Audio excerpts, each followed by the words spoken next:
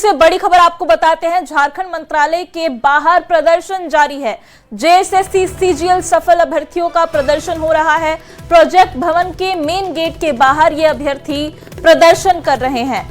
Project भवन के main gate के बाहर प्रदर्शियों का दूसरी तरफ जुटान है। जेएसएससी सीजीएल के राज्य भर से पहुंचे सफल अभ्यर्थी यहां पर लगातार प्रदर्शन कर रहे हैं। जो परीक्षा रद्द की गई है उसके बाद इन अभ्यर्थियों में नाराजगी है। अलग अलग पदों पर इनकी बहाली हो चुकी थी, ये नौकरी कर रहे थे, लेकिन अब उस परीक्षा को रद्द कर दिया गया है तो इनकी नौकरी पर संकट मंडराने लगा है। और इसी के विरोध में ये जो पास अभ्यर्थी हैं वो लगातार प्रोजेक्ट भवन के बाहर प्रदर्शन कर रहे हैं। और इस खबर पे हमारे संवाददाता भी ग्राउंड जीरो पे बने हुए संजय सिन्हा अभ्यर्थियों के बीच मौजूद है। इस वक्त क्या मांगे हैं और अब ये मामला हाई कोर्ट भी पहुंच चुका है? संजय, देखिए, सबसे पहले हम बता दें कि झारखंड मंत्रालय के बाहर की तस्वीर कैसी है। पहले हम न्यूज 18 के दर्शकों को दिखा दें। पहले तस्वीर देख लीजिए कि झारखंड मंत्रालय गेट पहले देख लीजिए, और गेट के ठीक सामने यानी सड़क के एक हिस्से में अभ्यर्थी किस तरीके से बैठकर प्रदर्शन कर रहे हैं देख लीजिए। लगातार यहाँ सड़क पर अभ्यर्थी बैठे हुए हैं और तकरीबन 2000 की संख्या में जेएसएससी सीजीएल के सफल अभ्यर्थी जो अलग अलग विभागों में कार्यरत थे वो अब अलग अलग जिलों से पहुंचकर राजधानी रांची पहुंच चुके हैं और प्रोजेक्ट भवन के बाहर प्रदर्शन कर रहे हैं और नारेबाजी हो रही है। हाथ में तस्वीर जो देख सकते हैं कि भगवान बिरसा मुंडा की तस्वीर है। बोले कि आप लोग यहाँ पर अलग अलग जिलों से पहुंचे हैं, अलग अलग जिलों से आए हैं? हाँ, यहाँ पे इस एग्जामिनेशन में जो 24 जिले हैं वहीं के बच्चे सिलेक्ट मतलब वहीं से आए हैं। इस एग्जामिनेशन में एक बात को बहुत अच्छी तरीके से समझ लेना होगा कि जो झारखंड राज्य का निर्माण जो है झारखंडियों के लिए और यहाँ पे मूलतः आदिवासी बहुल राज्य है, तो इस एग्जामिनेशन में करीब 42% एसटी कैटेगरी के बच्चों का सिलेक्शन हुआ है और 10% एससी कैटेगरी के बच्चों का सिलेक्शन हुआ है। तो 50% वैसे बच्चे हैं जो एसटी और एससी। तो माननीय राहुल गांधी और माननीय हेमंत सोरेन जो बोलते हैं कि जो वे राजनीति करते हैं एसटी और एससी जो दलितों की राजनीति करते हैं, तो उनसे हम पूछना चाहते हैं कि यह कैसा न्याय है माननीय मुख्यमंत्री, जिसमें 1000 जो है 2000 में यहाँ पे 96% झारखंडी बच्चों का सिलेक्शन हुआ है। तो झारखंडी बच्चों को ही आप लोग की मुख्य मांगे क्या है ये बताइए। मुख्य मांग हम लोग की मुख्य मांगे है कि जो एसएससी सीजीएल रद्द किया गया है उसे यथाशीघ्र वापस लें। झारखंड हाई कोर्ट में जेएसएससी सीजीएल की ओर से अभी तक कोई याचिका तो दाखिल नहीं हुई है। हम माननीय मुख्यमंत्री से सबसे पहले उनका जो निर्णय लिया गया है उससे हम पुनर्विचार करने का आग्रह करते हैं। अगर माननीय मुख्यमंत्री हमारे गार्जियन हम उनके बच्चे हैं, अगर उस अपने निर्णय पे पुनर्विचार करते हैं, अगर नहीं करते हैं तो माननीय न्यायालय भीड़ देख लीजिए। पहले ये आवाज को ठीक प्रोजेक्ट में जो भवन है उसके बाहर में मेन गेट के बाहर में यहाँ प्रदर्शन हो रहा है और सड़क पर बैठ के प्रदर्शन हो रहा है। कि दादा एक सेकेंड दादा, पहले बताइए कि जेएसएससी सीजीएल की अगर हम बात करें तो क्या आप लोग इसको लेकर झारखंड हाईकोर्ट में कोई याचिका अभी तक दाखिल की है या तैयारी चल रही है? अब जल्द ही दाखिल कर देंगे। देख रहे हैं कि यहाँ पर जो बता दें आपको कि जेएसएससी सीजीएल की ओर से अभी तक झारखंड हाईकोर्ट में कोई याचिका दाखिल नहीं की गई है। हाँ, की याचिका दाखिल करने की तैयारी है कि झारखंड हाईकोर्ट में आज 3:30 बजे सुनवाई है। किस पर सुनवाई है? तो फूड सेफ्टी ऑफिसर और आपको जेपीएससी 11वीं से 13वीं उस मामले में सुनवाई है। लेकिन जेएसएससी सीजीएल के जो तमाम अभ्यर्थी यहाँ सफल अभ्यर्थी जो कि अलग अलग विभागों में कार्यरत हैं वो अब यहाँ प्रदर्शन कर रहे हैं। और हम सीधे बात करेंगे दूसरे अभ्यर्थियों से कि अब आप लोग कल भी आप लोगों ने प्रदर्शन यहाँ पर किया था और आज का प्रदर्शन कितना अलग है? प्रदर्शन आज से दिन पर दिन प्रदर्शन तेज हो रहा है ना। सरकार क्योंकि बात हमारी मान नहीं रही है तो हमारा प्रदर्शन तो तेज होगा ना। हम लोग ऐसे हाँ कंटिन्यू करेंगे और जैसा भी होगा आगे सरकार नहीं झुकेगी। आप कहाँ पदस्थापित हैं? हम यहाँ जल संसाधन विभाग में हैं एज असिस्टेंट सेक्शन ऑफिसर। और आप दादा आप कहाँ? जमशेदपुर में है, जमशेदपुर जल संसाधन विभाग। हाँ, एएसओ के पद पर। तो देख सकते हैं कि यहाँ पर भारी संख्या में जेएसएससी सीजीएल के जितने भी तकरीबन 2000 से ज्यादा सफल अभ्यर्थी जो हैं वो आपको यहाँ प्रदर्शन कर रहे हैं प्रोजेक्ट भवन के मेन गेट के बाहर। कल जो प्रदर्शन हुआ था प्रोजेक्ट भवन के गेट पर हुआ था। इस बार देख रहे हैं कि सड़क के एक हिस्से में प्रदर्शनकारी जो सफल अभ्यर्थी है खुद बैठे हुए हैं और लगातार अपनी बात को नारों के जरिए सरकार तक पहुँचाने की कोशिश कर रहे हैं। जी संजय, तो अभ्यर्थियों का प्रदर्शन लगातार जारी है। बहुत बहुत शुक्रिया आपका इस जानकारी के लिए। तो सीजीएल परीक्षा जब से रद्द हुई है तब से ये जो अभ्यर्थी हैं वो लगातार प्रदर्शन कर रहे हैं। और इस बीच देखिए रांची से बड़ी खबर आ रही है, झारखंड मंत्रालय के बाहर से अभ्यर्थियों को हटाया गया है। प्रदर्शन कर रहे 56 पूर्व फूड सेफ्टी ऑफिसर को हटाया गया है। सड़क के दूसरी तरफ जमीन पर बैठकर अब ये अभ्यर्थी प्रदर्शन कर रहे हैं। अलग अलग जिलों से पहुंचे ये फूड सेफ्टी ऑफिसर प्रदर्शन कर रहे थे, जिसे अब हटा दिया गया है। विधानसभा के पास कूटे मैदान जाने का निर्देश इन्हें दिया गया है। तो देखिए बड़ी खबर आपको अभ्यर्थियों के प्रदर्शन से जुड़ी हुई बता रहे हैं, जहां प्रदर्शन कर रहे 56 पूर्व फूड सेफ्टी ऑफिसर को हटाया गया है और सड़क की दूसरी तरफ उन्हें जमीन पर बैठकर प्रदर्शन जो कर रहे थे उन्हें हटा दिया गया है। अलग अलग जिलों से ये फूड सेफ्टी ऑफिसर प्रदर्शन के लिए पहुंचे थे। विधानसभा के पास कूटे मैदान जाने का निर्देश इन्हें दिया गया है।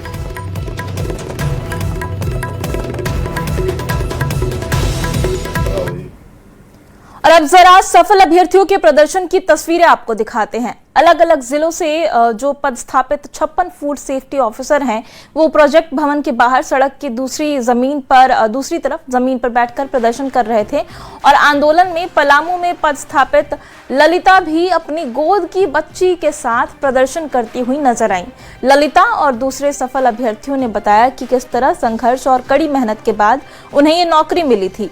वहां मौजूद सुरक्षा कर्मियों ने प्रदर्शनकारियों के बांधे हुए प्लास्टिक और दूसरे सामानों को भी हटा दिया है। और ये तस्वीरें आप देख सकते हैं किस तरीके से जो टेंट लगाने की कोशिश की गई थी, जो प्लास्टिक वहां पर बिछाया गया था उसे अब सुरक्षा कर्मियों ने हटा दिया है। और अलग अलग जिलों से ये प्रदर्शनकारी यहां पर अपनी मांगों को लेकर पहुंचे हैं। इनका कहना है कि बड़ी मशक्कत के बाद ये नौकरी मिली थी, लेकिन अब सरकार के फैसले की वजह से इनकी नौकरी पर संकट मंडरा रहा है। और गोद में बच्ची लेकर भी जो महिलाएं हैं जो नौकरी कर रही थी वो पहुंची हुई हैं। राजधानी रांची में झारखंड मंत्रालय के गेट के ठीक सामने खाद्य सुरक्षा पदाधिकारियों का आंदोलन चल रहा है। कुछ 56 यहाँ पर खाद्य सुरक्षा पदाधिकारी आंदोलन में शामिल हैं, बैठे हुए हैं। और यहाँ पर अब कहाँ से हैं मैडम, बेटी के साथ आंदोलन में? मैं तो हूँ नगड़ी, ईटकी नगड़ी है जो वहाँ से, बट मेरा जो पोस्टिंग है वो पलामू में हुआ था खाद्य सुरक्षा पदाधिकारी के पद पे। इस नौकरी के लिए बहुत ही संघर्ष बहुत ज्यादा और बहुत लंबा रहा, क्योंकि ये नियुक्ति थी 2023 की। उसके बीच में बहुत सारे हम लोग को एग्जाम लेने के लिए, एग्जाम के बाद भी रिजल्ट के लिए, हर चीज के लिए बहुत संघर्ष करना पड़ा। उसके बाद बहुत मुश्किल से रिजल्ट आई, नियुक्ति मिली 2 महीना पहले। अब नियुक्ति मिलने के बाद दौर ये है कि कुछ इस तरह की संलिप्तता पाई गई कि नौकरी जो एग्जाम पलामू से रांची पहुंची हैं? हाँ, पलामू से कल रात को 10 बजे पहुंची हूँ मैं। बेटी आंदोलन के साथ ही?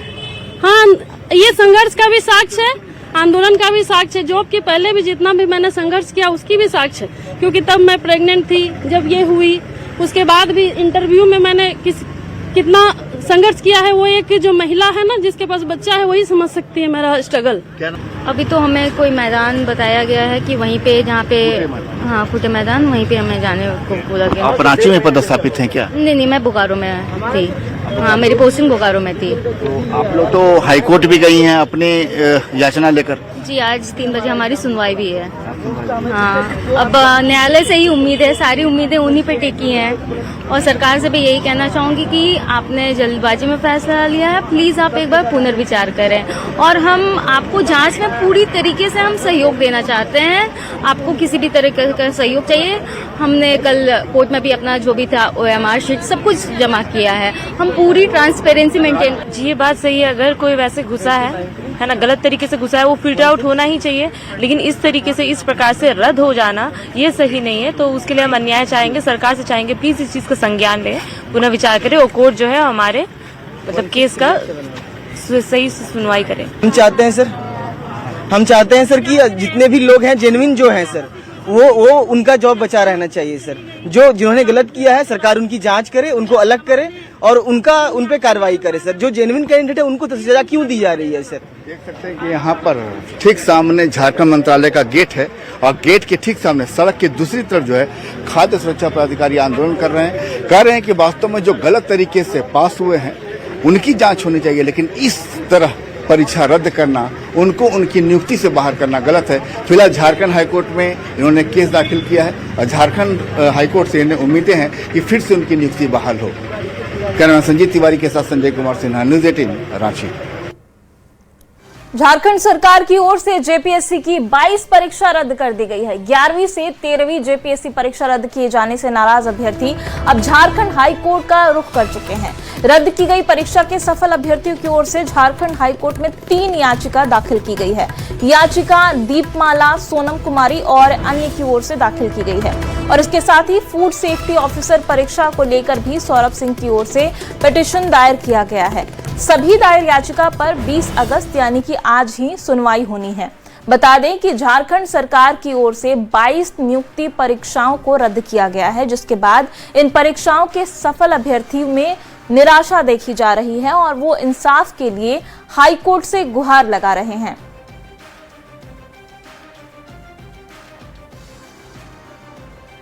एक साथ 22 परीक्षाओं को रद्द करने के साथ ही नवनियुक्त सरकारी कर्मियों के भविष्य पर काले बादल मंडराने लगे हैं, जिसे लेकर अब अभ्यर्थी न्यायालय की शरण में गए हैं। अपनी याचिका दाखिल कर अभ्यर्थियों ने सरकार के इस फैसले को निरस्त करने की मांग की है।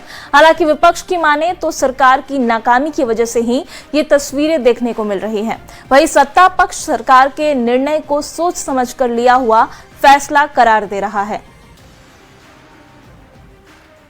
हमारा मानना है कि अगर राज्य सरकार ने सीआईडी जांच अच्छे से करवा दी होती 2024-25 में, तो एग्जामिनेशन कैंसिल होके फिर से जो मेरिटोरियस लोग थे उनका सिलेक्शन हो जाता। लेकिन सरकार ने तो कह दिया कि सीआईडी ने कह दिया कि तो गेस्ट पेपर का मामला है, प्रश्न पत्र लीक का मामला नहीं है। तो अब सारा एग्जामिनेशन कैंसिल हो गया है और अब छात्र भी सड़क पे आ गए हैं। तो ये नौबत अगर आई है तो इसके लिए पूरे तरीके से हेमंत सरकार जिम्मेवार है।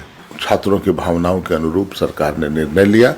एक संवेदनशीलता का परिचय माननीय मुख्यमंत्री ने दिया है और जिन लोगों की नौकरियां गई हैं, पूरी सहानुभूति हमारी उनके साथ है। उनके उज्जवल भविष्य की हम कामना करते हैं और आगे अपनी लड़ाई वो न्याय के लिए जारी रखें। सरकार जो बेहतर हो सकता था वो काम सरकार ने किया है। प्रभावित हो रहे हैं, उनको भी आंदोलन करने का अधिकार है, न्यायालय का दरवाजा खटखटाने का उनको भी अधिकार है।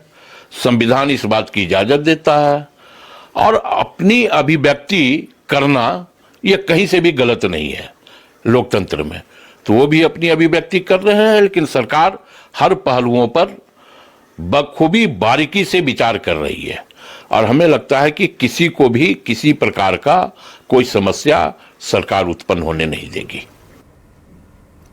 जेपीएससी 14वीं सिविल सेवा परीक्षा में अभय तिवारी के एजेंट की तरह काम करने वाले सफल जेपीएससी अभ्यर्थियां उमाकांत उरांव के साथ साथ 2 अन्य सफल अभ्यर्थी मनोज कुमार और रोशन किरकिट्टा को सीआईडी ने 5 दिन की रिमांड पर लिया है। सीआईडी ने अभय के साथ पहले से गिरफ्तार बुद्धेश्वर भगत, रमेश कुमार के बयान के आधार पर तीनों से पूछताछ की। तीनों की ओएमआर शीट में भी खामी मिली है। जांच में पाया गया है कि सामान्य और ओबीसी अभ्यर्थियों के लिए अंतिम चयन के बदले 1 करोड़ रुपए और एसटी के लिए 80 लाख की दर तय की गई थी। पीटी पास करने पर 10 लाख का एडवांस 11 अभ्यर्थियों से लिया गया था और इस तरह 1.10 करोड़ की वसूली हुई थी। उमाकांत के जरिए भी कुछ अभ्यर्थियों को सेट किया गया था, जिसे लेकर तीनों से पूछताछ की जा रही है।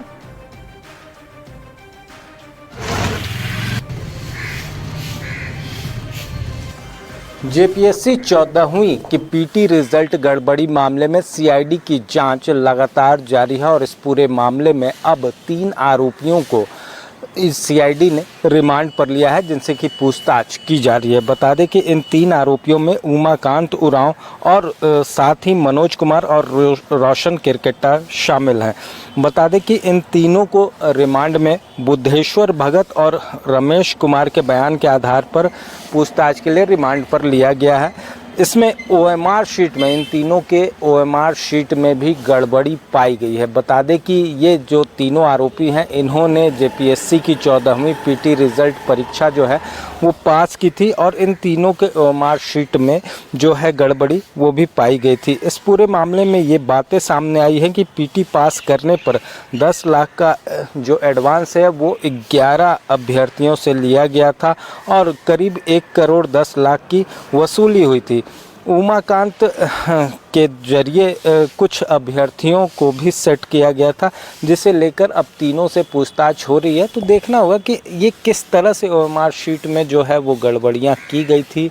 कई क्वेश्चन के आंसर जो हैं वो नहीं दिए गए, बावजूद इन लोगों की जो पास हैं वो हुए हैं। तो इन तमाम चीज़ों को लेकर अब पूछताछ जो है वो CID के द्वारा की जा रही है। देखना होगा कि इस पूछताछ में और क्या कुछ तथ्य सामने आते हैं और कौन से लोग जो पर्दे के पीछे अब भी छुपे हुए हैं उनकी गिरफ्तारी कब तक संभव हो पाती है।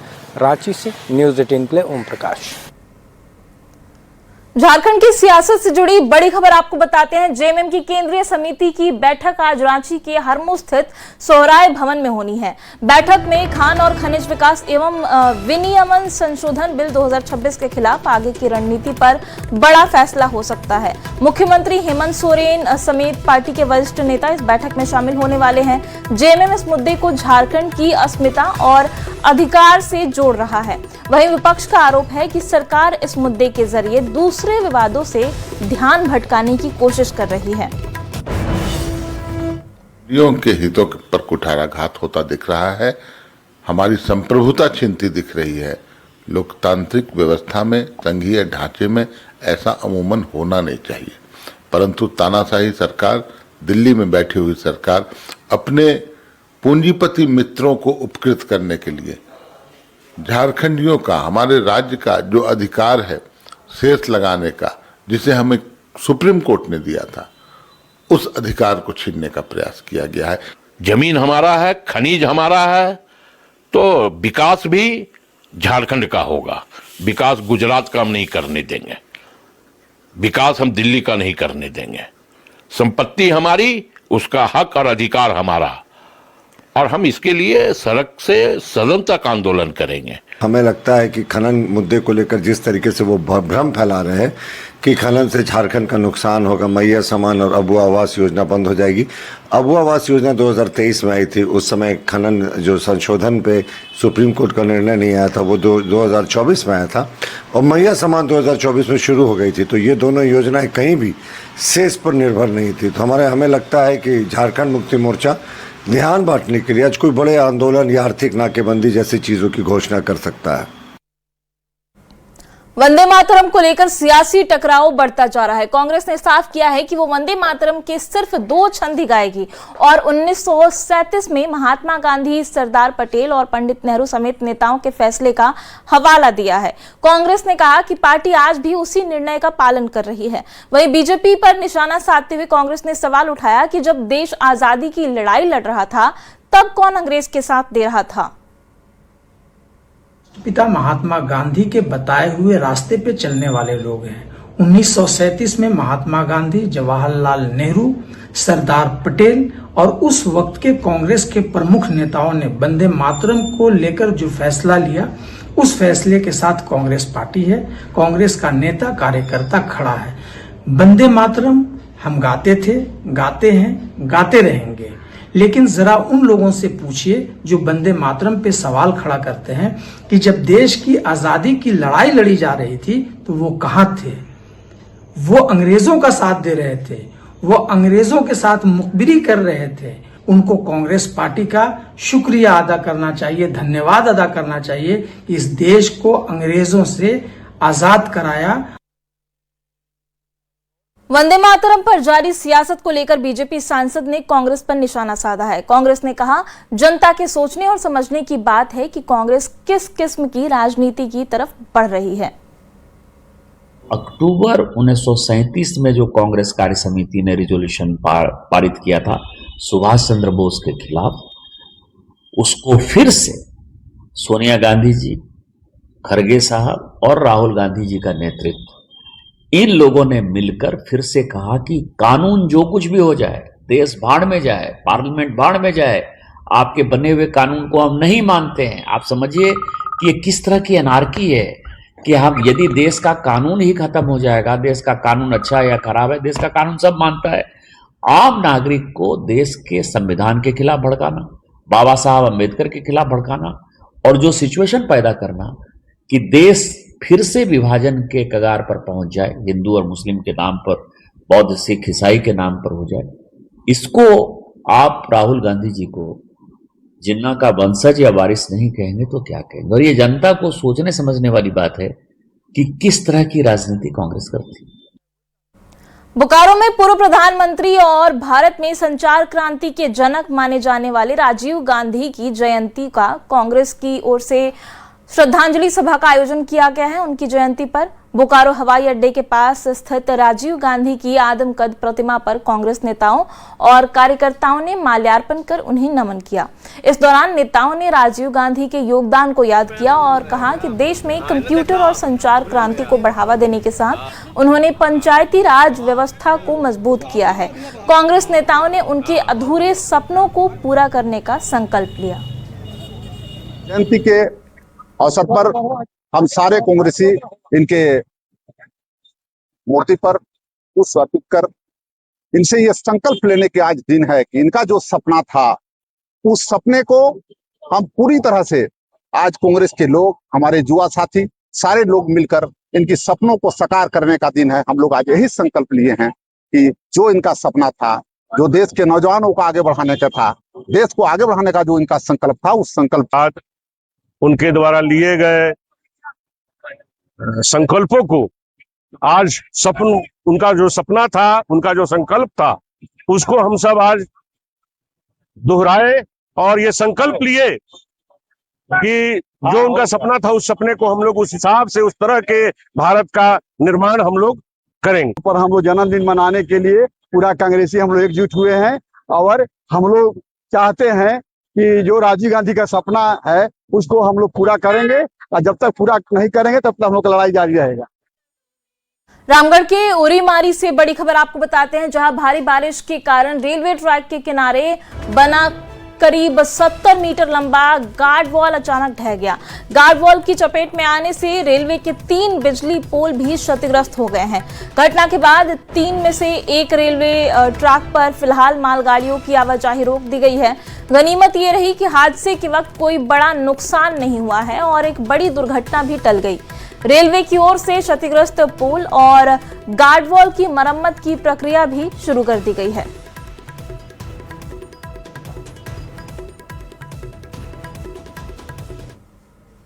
खबर चाईबासा से है, जहां राष्ट्रीय तीरंदाज अप्रैल पूर्ति असम राइफल में चयनित हुई हैं। तुरंतुंग तीरंदाज प्रशिक्षण केंद्र सिकुरसाई चाईबासा की राष्ट्रीय स्तर की प्रतिभाशाली तीरंदाज अप्रैल पूर्ति का चयन स्पोर्ट्स कोटा के तहत असम राइफल्स में हुआ है। उनकी इस उपलब्धि से उनके परिवार, साथी खिलाड़ियों और पूरे पश्चिमी सिंहभूम के खेल जगत में खुशी की लहर है। अप्रैल पूर्ति ने 43वीं एनटीपीसी जूनियर नेशनल तीरंदाजी चैंपियनशिप 2023 भरतपुर राजस्थान में झारखंड का प्रतिनिधित्व करते हुए टीम स्पर्धा में कांस्य पदक जीता था।